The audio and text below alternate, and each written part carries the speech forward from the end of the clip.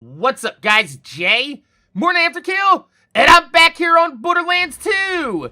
And about 6 months ago, the Embracer Group released word that they would be selling off numerous gaming companies and properties they've acquired over the past 5 years, with Gearbox included as one of the gaming development companies they'd be willing to part ways with.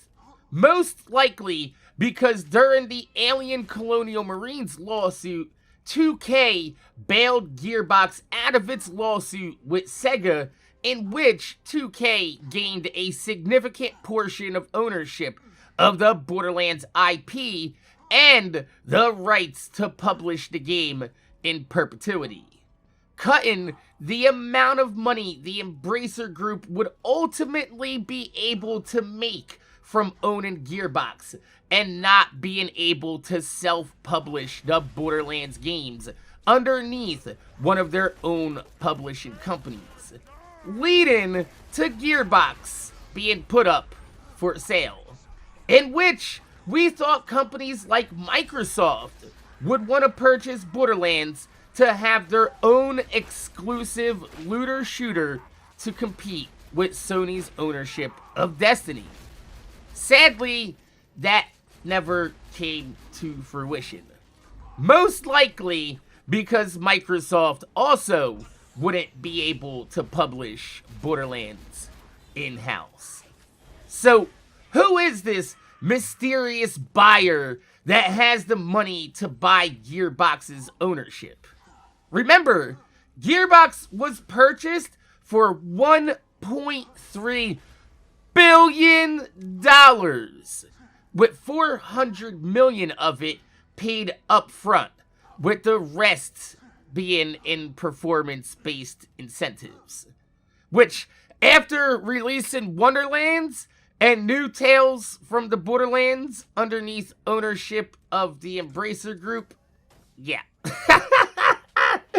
I'm willing to go out on a limb here and say that most of those performance-based incentive goals were not reached, and the asking price for Gearbox is probably very close to the recent $500 million purchase of Saber Interactive from the Embracer Group.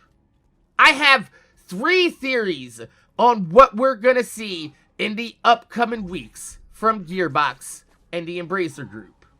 The first is the most simple, the most likely, and the most boring acquisition in the history of gaming, with Take-Two Interactive, 2K's parent company, buying Gearbox outright and once and for all consolidating all of 2K's ownership and holdings in the Borderlands franchise underneath one umbrella, which is probably, like I said, the most likely outcome from this entire scenario.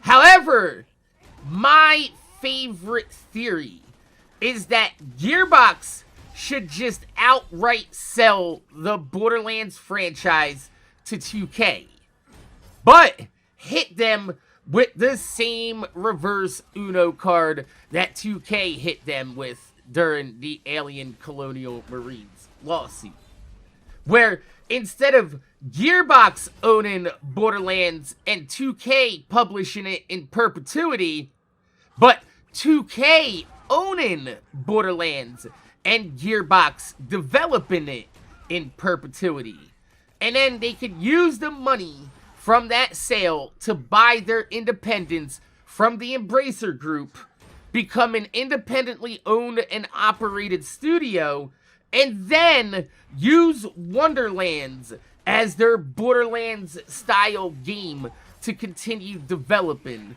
and using the power of imagination to bring to life any setting they want within the already established Lands universe. Everyone wins in the second scenario.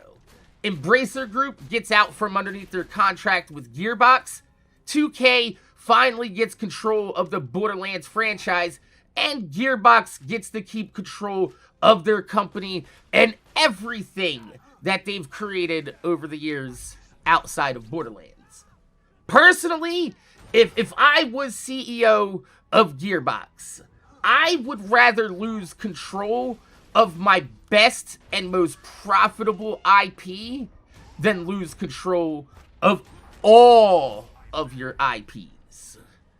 And finally, we could see another private investor group step in and purchase Gearbox straight out from the Embracer Group, allowing them to operate independently, very similar to what we've seen happen with Saber Interactive earlier this week, allowing Gearbox to retain control of all their intellectual properties and continue on without having any higher-ups to answer to.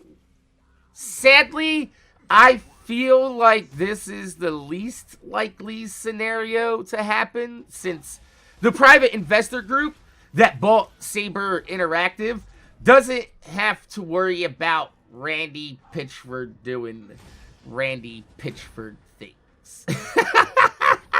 So, my name is Jay, MorninAfterKill. I want to thank you guys for watching. Make sure you guys rate, comment, subscribe. If you leave a thumb up on the video, I'd highly appreciate it, because it gives me motivation to make more videos for y'all motherfuckers that watch my motherfucking videos. These are the only scenarios that make sense to me in the 2024 gaming space.